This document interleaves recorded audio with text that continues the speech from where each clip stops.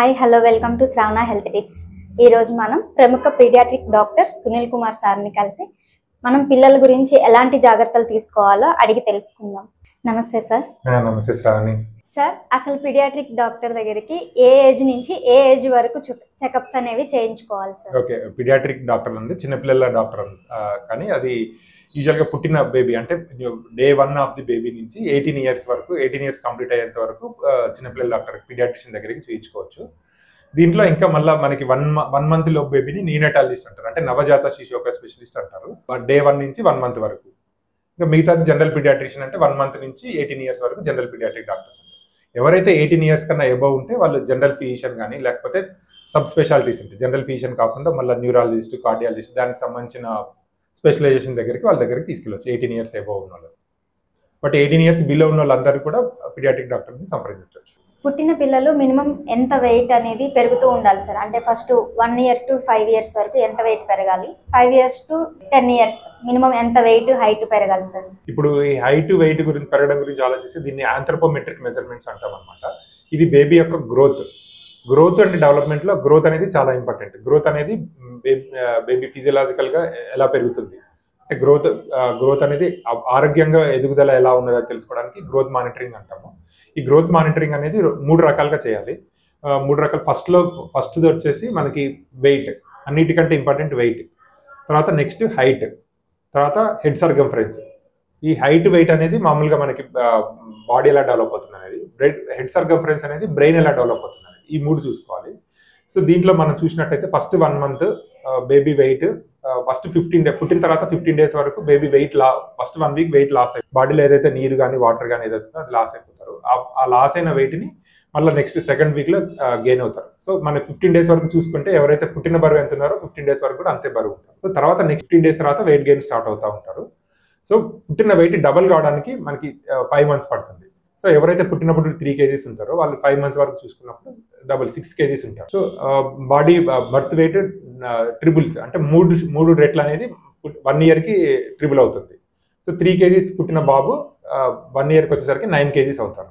So దీన్ని యూజువల్గా common లాంగ్వేజ్లో చెప్పాలి, ఎవరైనా అర్థం చేసుకునేటట్లుండే అంటే 5 మంత్స్కి డబల్, 1 ఇయర్కి ట్రిబుల్ అవుతుంది వెయిట్.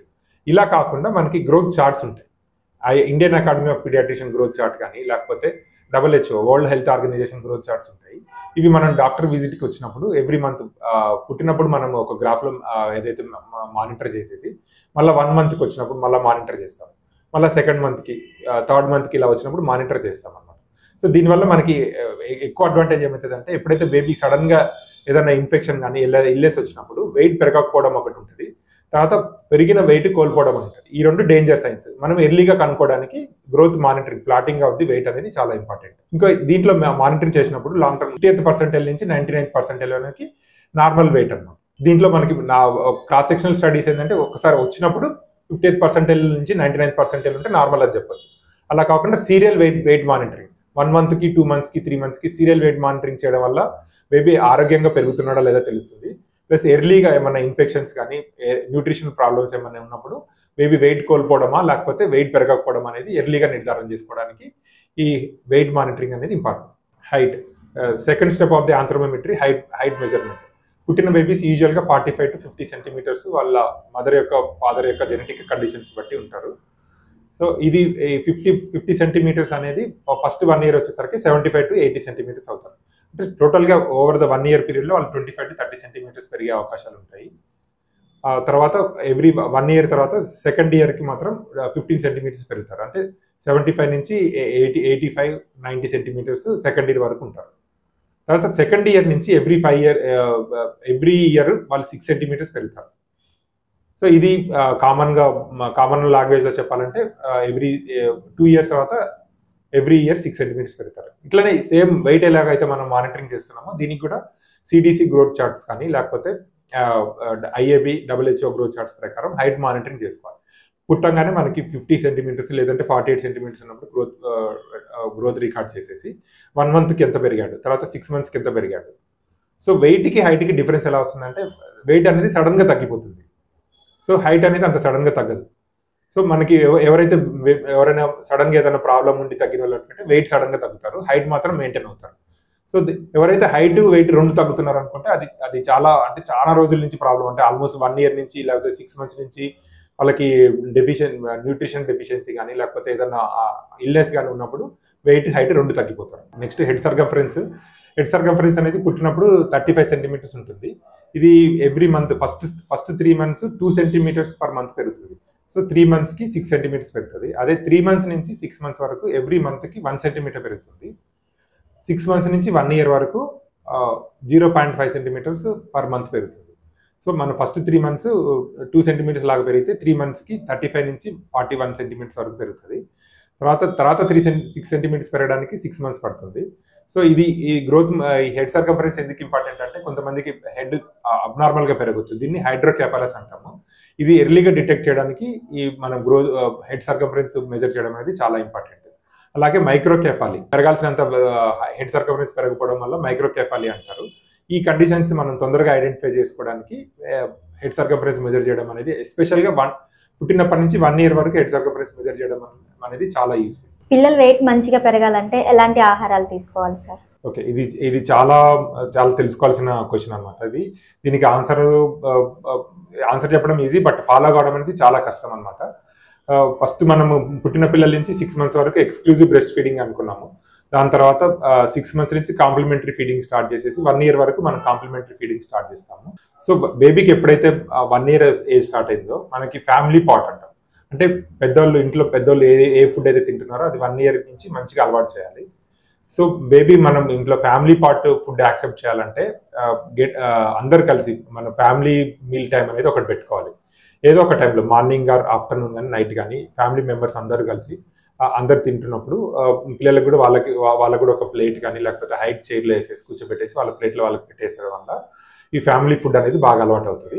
సో దీనివల్ల మనకి పుట్టినప్పటి నుంచి కానీ లేకపోతే 1 year నుంచి వచ్చేసరికి హెల్దీ ఫుడ్ అనేది, healthy life style, healthy food అనేది అలవాటు అయిపోతుంది. సో పిల్లలు ఎప్పుడైనా కానీ పేరెంట్స్ని కాపీ చేస్తారు. సో మనం పిల్లలకి ఆరోగ్యకరమైన ఫుడ్ పెట్టాలనుకున్నప్పుడు పేరెంట్స్ తినాలి. సో పేరెంట్స్ తింటున్నప్పుడు ఆటోమేటిక్గా ఫాలో అయిపోతారు. సో ఇంకా బలవర్ధమైన ఆహారం, వాళ్ళకి ఏ ఇయర్కి ఎంత పెరగాలి, ఏ ఇయర్కి ఎంత హైట్ ఉండాలి, ఎంత బరువు ఉండాలి అనేది కరెక్ట్గా పెరగాలి అనుకుంటే బలవర్ధమైన ఆహారం ప్రపోర్షనేట్లుగా పెట్టాలి. సో మనకి తినే ఫుడ్లో 50% ఆఫ్ ది కార్బోహైడ్రేట్స్ ఉండాలి, 30% ఆఫ్ ది ప్రోటీన్స్ అంటే మాంసకృతులు ఉండాలి, మిగతా 20% ఫ్యాట్, ఆయిల్, నెయ్యి ఇలాంటివి ఉండాలన్నమాట. సో ఇవి మనం ట్రెడిషనల్ ఫుడ్ ఏదైతే అలవాటు చేసుకున్నా కానీ ఈ ట్రెడిషనల్ ఫుడ్లో మనం ఎంత ఫ్యాట్ ఉంది, ఎంత కార్బోహైడ్రేట్స్ ఉంది, ఎంత ప్రోటీన్స్ అనేది మెజర్ చేయాల్సిన అవసరం లేదు. మనం ట్రెడిషనల్గా కిచిడి తీసుకుంటే దాంట్లో 50% కార్బోహైడ్రేట్స్ ఉంటాయి, 30% ప్రోటీన్స్ ఉంటాయి. మనం ఆయిల్ యాడ్ చేస్తాం కాబట్టి 20%. సో ఏది తిన్నా కానీ, ఇడ్లీ పెట్టినా కానీ ఇడ్లీలో కూడా సేమ్ 50% కార్బోహైడ్రేట్స్ ఉంటాయి, 30% ప్రోటీన్స్ ఉంటాయి, 20% ఫ్యాట్ ఉంటాయి. ఈ ప్రొపోర్షనేట్గా మెయింటైన్ చేసుకోవచ్చు. అలా కాకుండా ఎప్పుడైతే మనం వెస్ట్రన్ టైప్ ఆఫ్ ఫుడ్కి అలవాటు పడ్డామో ఆ టైంలో యూజువల్గా నూడిల్స్ అవి తీసుకున్నాం అనుకోండి. ఈ నూడిల్స్ తీసుకుంటే నూడిల్స్లో ఎక్కువ కార్బోహైడ్రేట్స్ ఉంటాయి, ప్రోటీన్స్ చాలా తక్కువ ఉంటాయి. సో దీనివల్ల పిల్లలకి క్యాలరీస్ దొరుకుతాయి, బట్ కాకపోతే మైక్రో న్యూట్రియంట్స్ ఏదైతే ఐరన్ కానీ జింక్ కానీ కాల్షియం కానీ ఇవి తక్కువ ఉంటాయి బాగా. సో దీనివల్ల పిల్లలు వీటికి అలవాటు పడిపోతే ఒబేస్ అయిపోతారు. ప్లస్ ఒబేస్ ఉన్నప్పుడు మనకి చూడటానికి హెల్దీగా అనిపిస్తారు, కానీ వాళ్ళకి hidden hunger for micro nutrients అంటే ఐరన్, కాల్షియం, జింక్, మెగ్నీషియం ఇవన్నీ లోపాలు. సో వీటన్నింటి ప్రివెంట్ చేయాలంటే ఫస్ట్ ఇంపార్టెంట్ ఏంటంటే ఫ్యామిలీ మీల్ టైం ఒకటి పెట్టుకోవాలి. తర్వాత ఏదైతే మనకి ఈజీగా లోకల్గా అవైలబుల్ ఉండి ఇంట్లో ప్రిపేర్ చేసిన ఫుడ్ ఎక్కువ అలవాటు చేయాలి. జంక్ ఫుడ్ వీలైనంత వరకు, స్పెషల్గా రేర్ కండిషన్స్లో తప్ప జంక్ ఫుడ్ అనేది ఎప్పుడు పెట్టకూడదు. ఈవెన్ బిస్కెట్స్ కానీ నూడిల్స్ కానీ చిప్స్, బాగా రకరకాల చిప్స్ యూజువల్గా మనకి 5 రూపీస్ నుంచి అవైలబుల్ అయిపోతున్నాయి. సో వీటికి అట్రాక్ట్ కాకుండా చూసుకోవాలి మెయిన్. ఇవన్నీ మనం ఫాలో అయితే ఆటోమేటిక్గా పిల్లలు హెల్దీగా వెయిట్ పెరుగుతారు, వాళ్ళ బ్రెయిన్ కూడా హెల్దీగా డెవలప్ అవుతుంది. థ్యాంక్ యూ సార్, మాకు ఇలాంటి ఆపర్చునిటీ ఇచ్చారు. మీకు విలువైన సమయాన్ని మా కోసం కేటాయించి మాకు విలువైన సమాచారాన్ని అందించినందుకు యు ఆర్ మోస్ట్లీ వెల్కమ్. నేను కూడా నా వైపు నుంచి కూడా థ్యాంక్స్. నా యొక్క అభిప్రాయాల్ని మీతో పంచుకొని ఎవరికైతే కొంతమందికైనా కానీ నా అభిప్రాయాలు చేరితే చాలా హ్యాపీ. Thank you. మీకేమన్నా డౌట్స్ ఉంటే కామెంట్ రూపంలో తెలియజేయగలరు. Please like, share and subscribe Shravana health tips.